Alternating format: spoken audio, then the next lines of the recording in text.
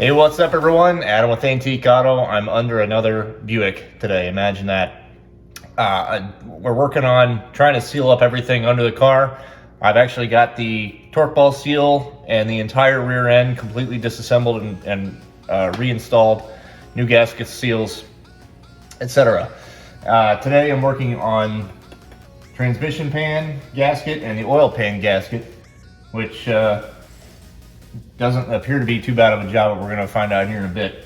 I've never done this on a 59 Buick, so we're going to kind of do a trial and error together. But it doesn't look too hard. Sometimes you have to jack engines up and do all kinds of contortionist moves to get this oil pan off, but it looks pretty straightforward with this car. I think all we've got to do is just drop the center link down and unbolt the thing. So let's get dirty. I'm gonna blast through this real quick, but we took the entire rear end out with the torque tube and disassembled everything. I had a new pinion seal installed and just completely went through everything on the torque tube and rear end. Got new axle bearings and seals in there as well. There is our torque ball seal setup. And today we're working on this pan and that pan. I'm probably gonna paint that pan while it's down too. On a Dynaflow, you can drain it doing this by taking the dipstick down or out, and it just comes out there. As far as the oil pan is concerned, everyone knows how to drain oil. So that's what I'm doing right now. I'm just kind of letting it seep out, and then I'll start wrenching.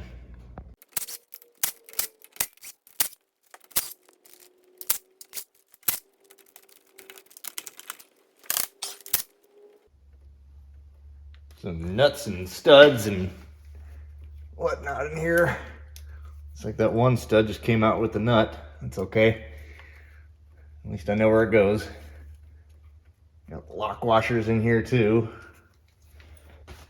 Doesn't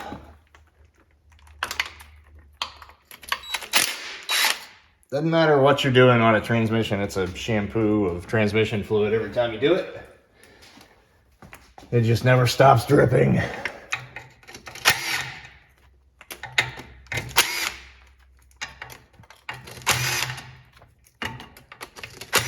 I think this transmission is leaking from every place that it could possibly leak from. But we're not gonna remove the whole transmission to reseal everything. We're just doing the big easy stuff just to kind of stop the insanity.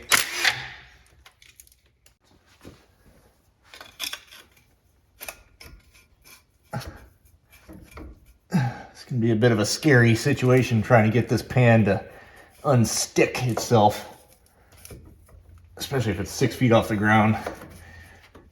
You know, let it crash into the floor.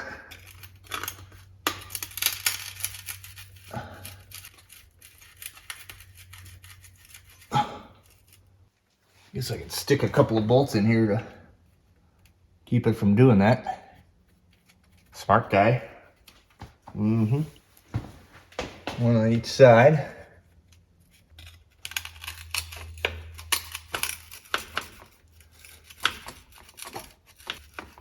I think she's glued on.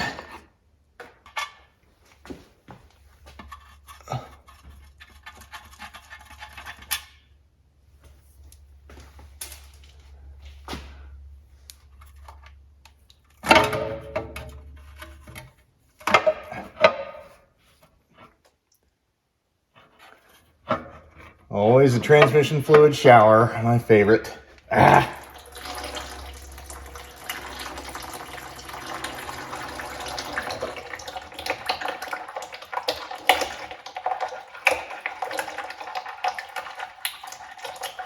Still a lot of fluid in there.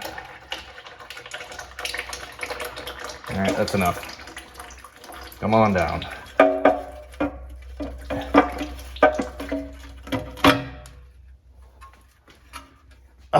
Right in my hair. Here's what that looks like with the pan off. There's just a screen in there. There's no disposable filter or replaceable filter. If you wanted to, you could take that off and clean it. I found just a little bit of RTV crap in there and clutch material, which is not uncommon. As far as the oil pan is concerned, I'm going to go ahead and tackle that now just to get everything off the car.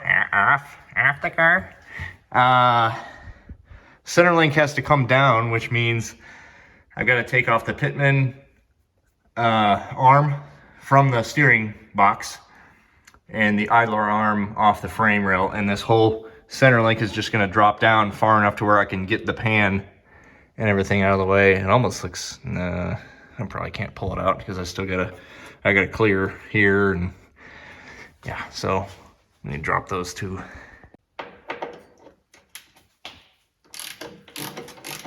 Don't really have much room for high-tech tools up in here, so it's all handwork. Thankfully, this just is threaded into the frame rail, and there's no nut inside the frame to worry about holding.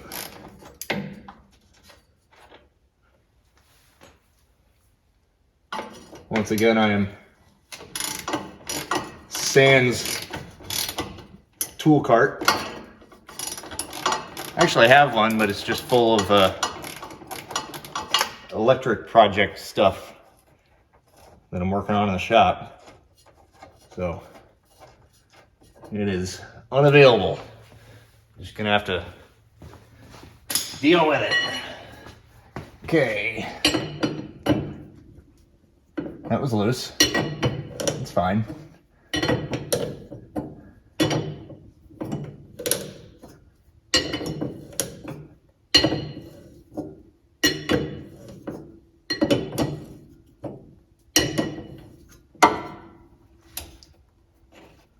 One and 5/16, which is what most of these pitman nuts are. Pitman nuts are. I gotta go grab a puller. Puller, specifically made for pitman arms. Ooh, not much room in here. Oh, so I'm right at the starter, and I'm connected, or I'm hitting the positive post. So make sure your battery is disconnected when you do this.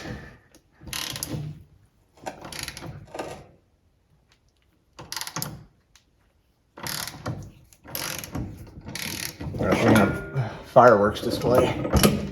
Hello. See how that just kind of falls out of the way? Perfect. Earlier I was sweating a little bit about trying to get into those bolts up there, but the factory put these holes in the frame.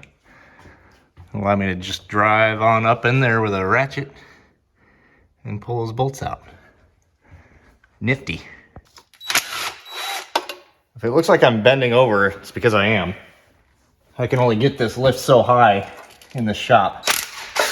I thought it all had it all planned out really well, and it turns out I was like, I need another foot.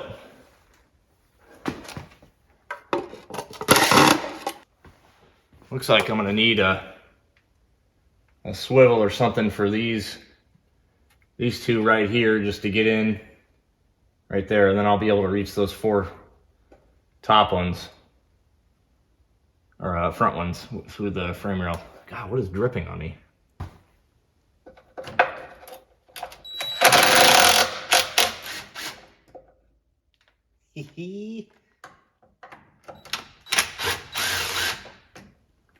Magic.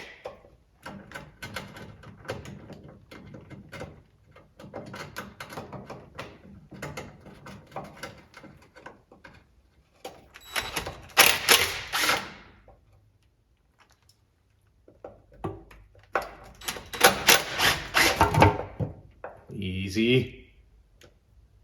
Don't fall on me now.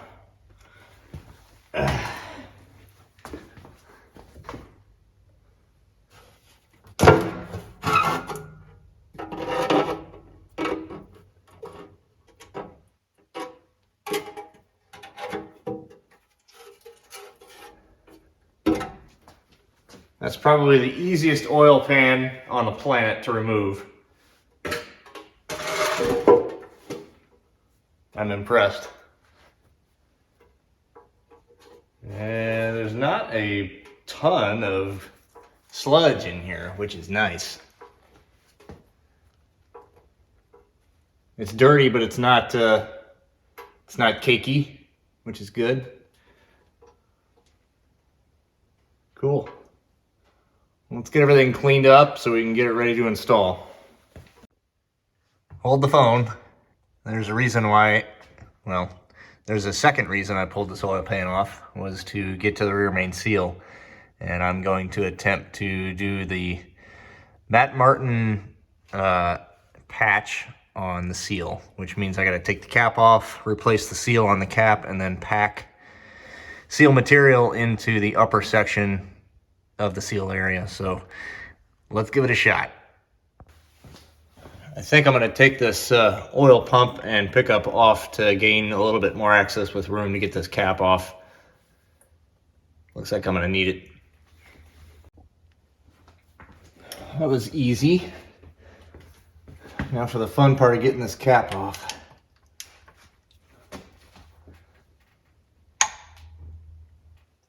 Ugh. Maybe get a breaker bar. Let's try this again.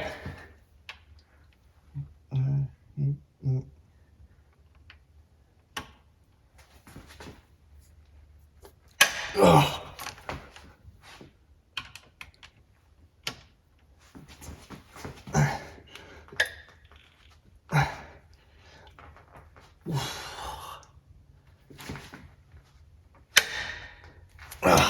Try not to bang my head on this center link.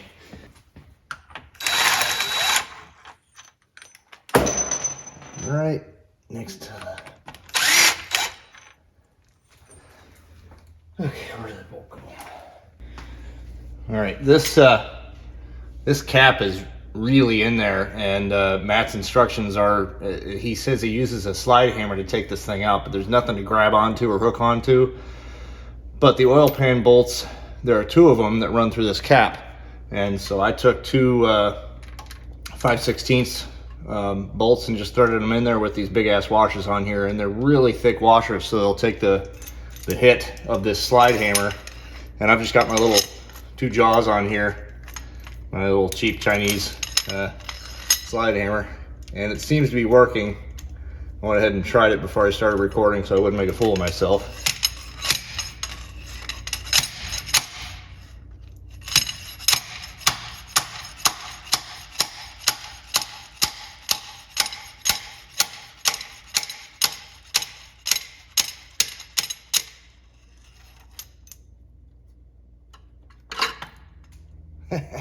Cool.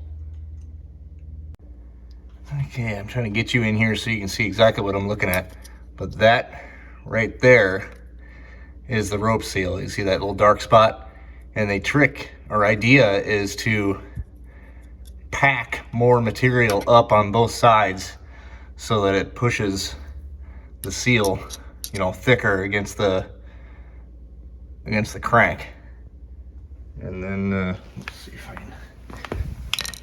Here's the old rope seal. I mean, it looks good, but God knows. And this is where it goes. So I'm gonna put a new rope seal in here, and then I'm just gonna take a punch and drive more material up in there and get this thing reinstalled. Okay, here's my cap with the new seal in it. That was a pain in the butt. Actually, I took a large socket and pressed it in there. Just beat it up. Manual shows, it says to make sure it's pressed all the way in and until it's about 1/16 of an inch exposed all the way around, and then cut it flush with the surface of the cap. Next is to kind of press the existing seal, compress it with a, that went in quite a bit.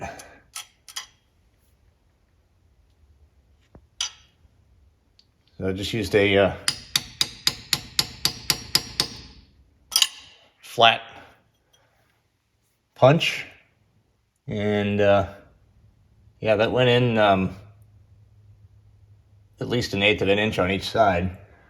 I'm just gonna see if I can even this out.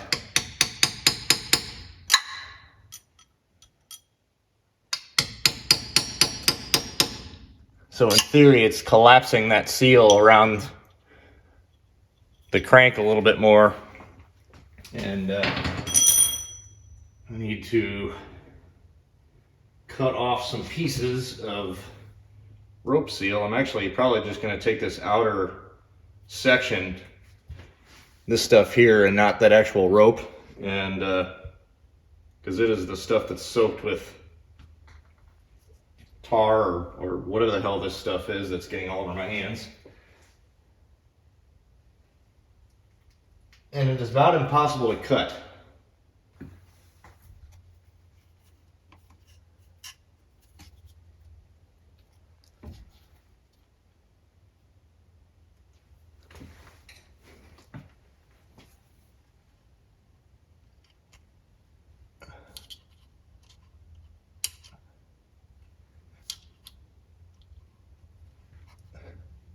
This feels like a hack job, but beats the hell out of pulling the engine out, especially if I've already got the oil pan out. And this car is exceptionally easy to get the oil pan out of, which I'm super excited about. These A-bodies, these GSs and Skylarks that I've been working on are all, it's a giant pain in the butt to get those oil pans out, because you've got to jack the engine up, pull the starter, pull the wire harness. Hopefully there's no exhaust crossover. And yeah, it's a bear.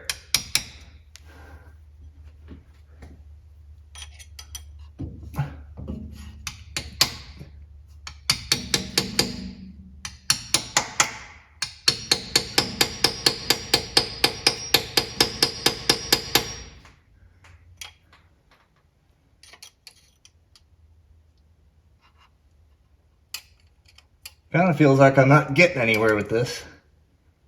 I just gotta stuff that part of the seal all the way in. I think I'll use a smaller piece on the other side.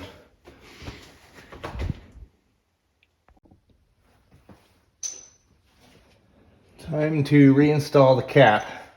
Now keep in mind that these walls here actually need to be sealed as well. So when we put this cap in, we've got rubber seals that go on either side, and they'll be staked in and basically pressed to allow that wall to seal.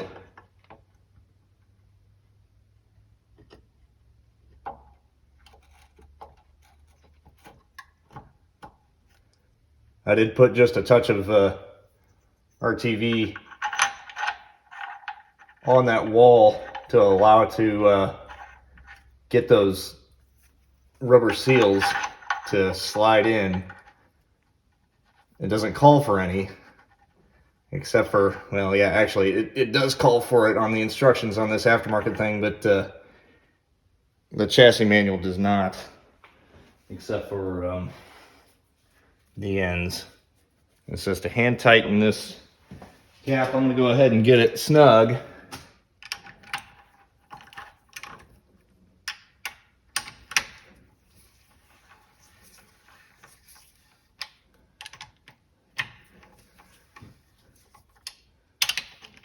I think the torque rating is somewhere in the 110 to 120 foot-pound range. So I'm going to get this snugged up flush, and you can see a little bit of my goop here kind of walked out. But there's these rubber seals that came with the whole gasket kit that thankfully I just happen to have. and they're tapered so they only go a certain way. And you go in just like that, and then just like that. Okay, both of those are in, and there's metal stakes that go in. Ouch! Damn center link on the outside edge.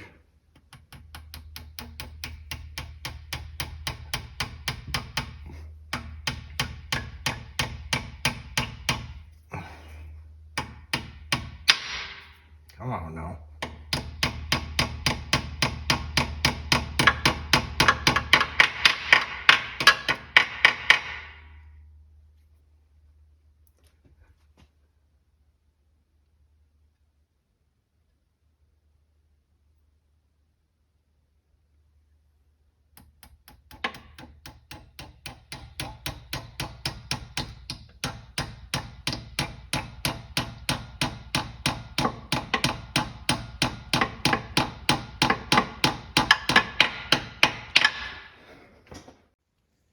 Abracadabra, magic.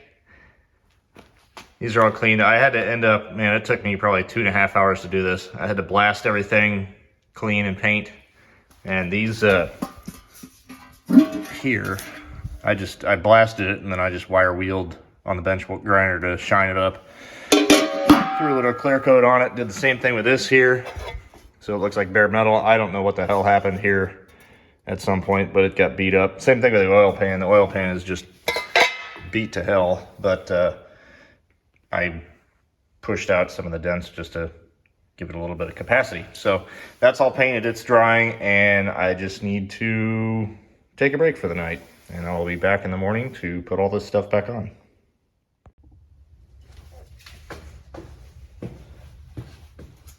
Okay, Tuesday morning. It is 2 days since I last touched this thing, and I'm no longer getting a transmission fluid shower. But I've got everything scraped off. All the gasket surfaces are as clean as I can get them, minus brake clean. So just on a rag or shop towel or whatever you want to do, hose some brake cleaner down on it. Get any grease off that you can get that's still on there. Just get everything wiped down nice and clean and dry.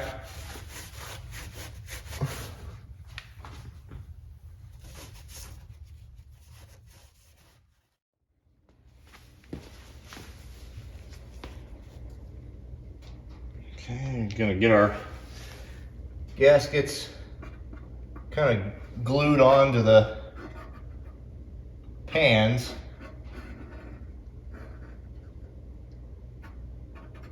I'm not trying to use a ton. I'm actually gonna kind of just work this all over the place, and then I'm gonna use my finger to flatten it out so I don't have too much in any given area.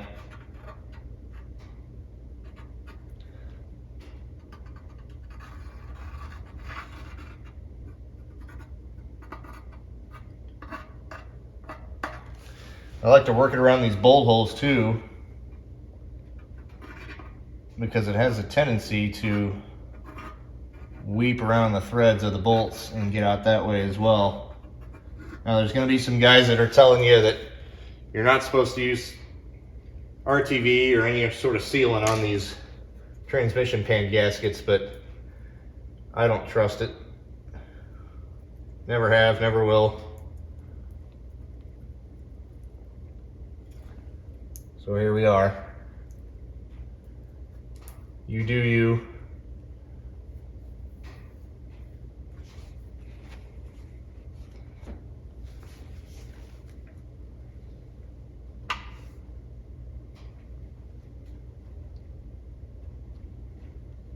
I'm basically going to let this set up on here so that the gasket doesn't flop around when I go to put it on, or it won't want to squeeze out anywhere. If you're looking for a quick way to clean nuts and bolts that are just covered in oil, find an old paint can, stick them in there,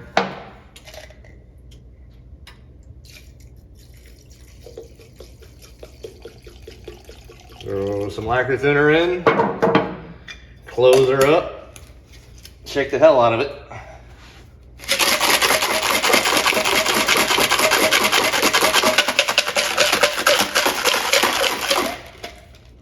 Shouldn't leak, but this one does.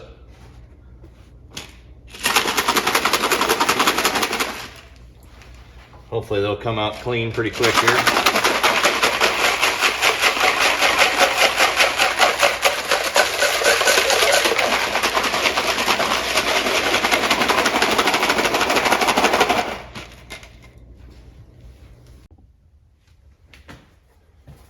Okay, here we go on the oil pan. I went ahead and put the oil pump back in. Don't forget that. That would be bad.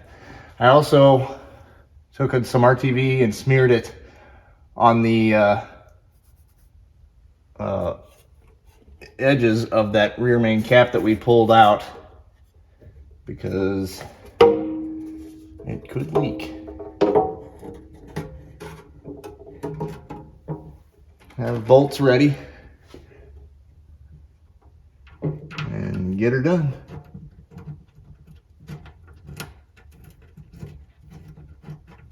At least have a couple handy so that you're not struggling to get something started with no bolts in your hand.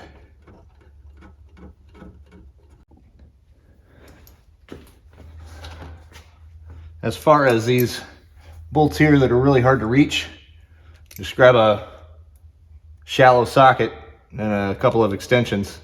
Set your bolt in there because it's not going to go any deeper than that.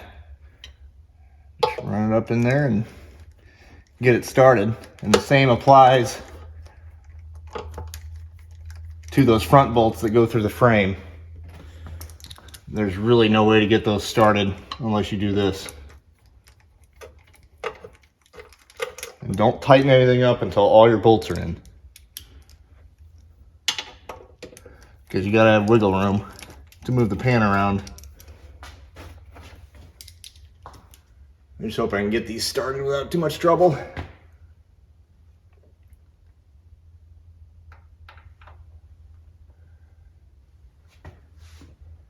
Really can't see anything.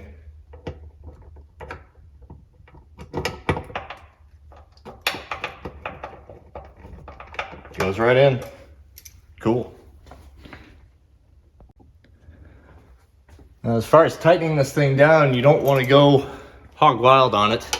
The goal is not to pinch the gasket. You just want to get it seated. There's a torque spec on this, and I don't know what it is, but it's not very much. If you go too far, you'll end up warping the pan and possibly causing leaks that way because the rail is no longer straight. I'm gonna skip this one right now. I've got to get a special socket for it. Just snug everything up somewhat loosely, and then I'm going to come back around. I'll find out what the torque rating is, but it's probably not much more than what I'm doing right now.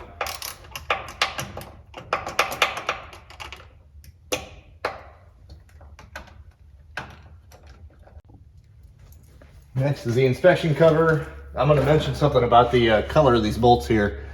They aren't supposed to be bare steel. They are supposed to be engine color, because they ran these engines on test stands before they painted them.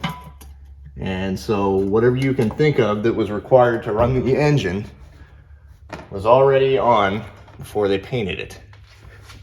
So consider, oil filter, water pump, carburetor, fuel pump, all that stuff. They had, can't remember what the name that was given, where those items were, but they were masks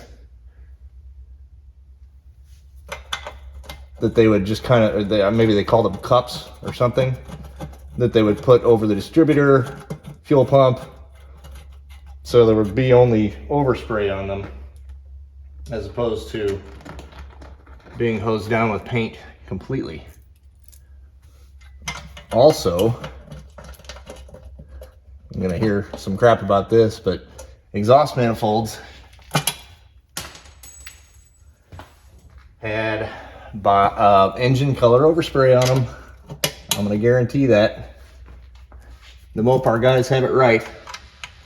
You know, we all like to make them look pretty and bare cast iron, but that's really not the way they're supposed to be. You know, probably by the time they made it to the deal lot, they were all rusted. Since I know this is so exciting to you, I'm gonna go ahead and show you the transpan too. Ouch.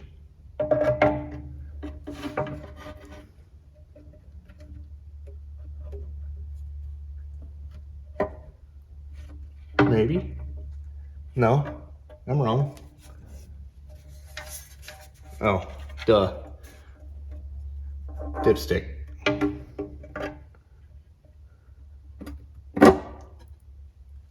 Magic.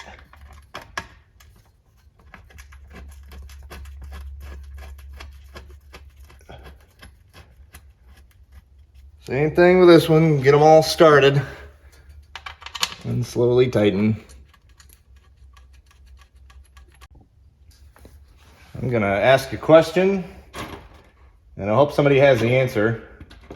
Why are there studs in the front here and the rest of them are regular bolts? And also these studs have a coarse thread that go into the body of the transmission, and then they have a fine thread on the nut. Help me understand, please. Okay, I got the trans dipstick back in. The only thing left I've got to tie up down here is this steering suspension. Got the idler that we pulled off of the frame rail. We got to get back up here. Let's see. How's that gonna go?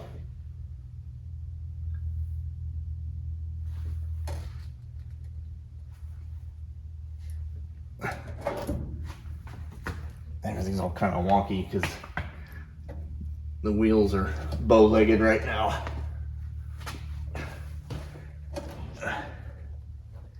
That made it worse.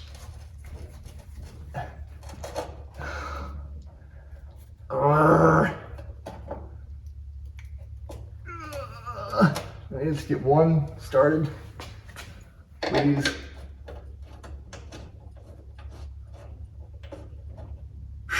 One. No. Get the other one started.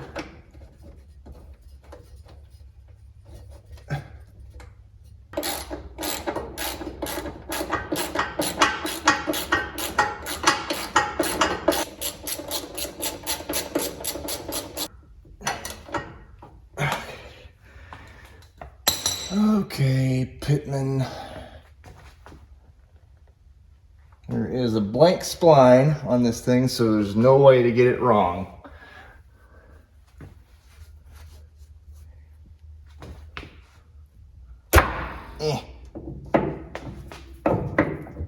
Where is it?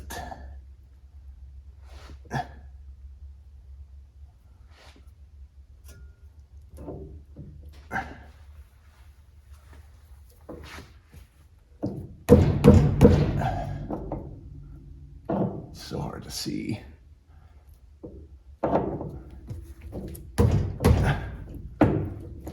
There it is. There's also a torque spec on this. I'm gonna have to look it up. Especially since when I took it off, it was loose.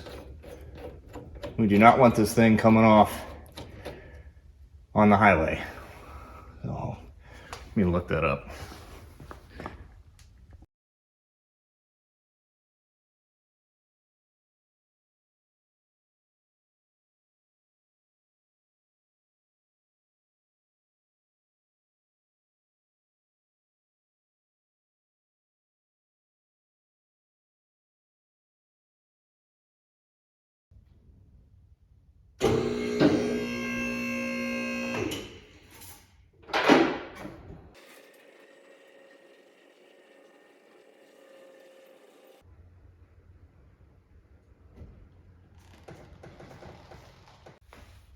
All right, that's going to wrap up this video for today. That should take care of most of the big leakage issues down there. We're going to find out here in a little bit, but I imagine it's calmed down quite a bit. I see on the internet a lot people asking questions that should be readily available in any chassis manual. So if you're working on an old car, like any of these, it would be a super good idea to get one that is specific to the year and make of your car. I have one from every car that I work on. I either buy a chassis manual, or if the customer has one, I have him give it to me so I can use it. But it has every little piece of information in here that you're ever going to need to work on these cars. So there's also a body manual, and for some other cars it's a folding top manual if it's convertible. So yeah, get yourself one of these and you'll save yourself a lot of questions that shouldn't need to be asked if you have one of these. So anyway, that's going to do it for me today. I appreciate you watching. I will see you next time.